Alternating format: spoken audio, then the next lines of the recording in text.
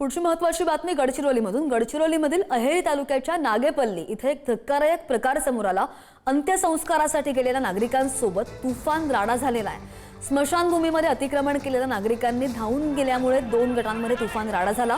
जोरदार मारहाण सुद्धा झाली आणि या मारहाणीत अनेक जण जखमी झाल्याची माहिती आहे।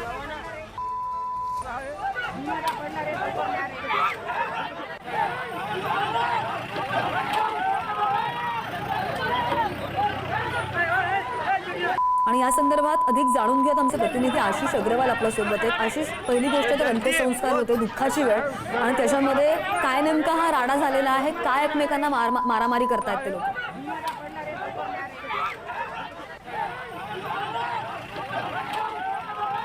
या नागेपल्लीमध्ये धक्कादायक प्रकार घडलेला आहे।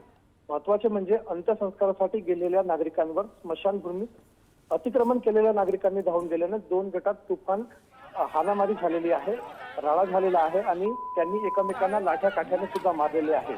यामुळे आता या स्मशानभूमीत घडलेल्या या प्रकारावरून संताप सुद्धा व्यक्त केला जात आहे आणि नागेपल्ली ग्रामपंचायत प्रशासनाच्या म्हणण्यानुसार सदर जागा ही स्मशानभूमीची असून येथे गावातील नागरिकांची अंत्यविधी केली जाते आहे।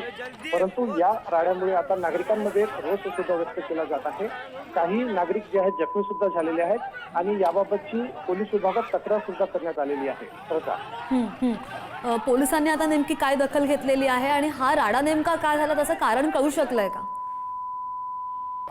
नक्कीच श्रद्धा, या गावातील निधन झाल्यानंतर काही गावकऱ्यांनी स्मशानभूमीत अंत्यविधीसाठी नेहमीप्रमाणे तिथे घेऊन गेलेले होते, परंतु तिथं काही नागरिकांनी जे आहे ते अतिक्रमण करून ठेवलेले आहे आणि त्याच अनुषंगाने एकमेकांसोबत बाचाबाची झाली आणि ते बाचाबाची जे आहे ते पोलीस नेमकी काय कारवाई करतात याकडे सुद्धा लक्ष असेल। आशिष, धन्यवाद दिलेल्या माहितीसाठी। बातमी पाहतो तो गडचिरोलीमध्ये।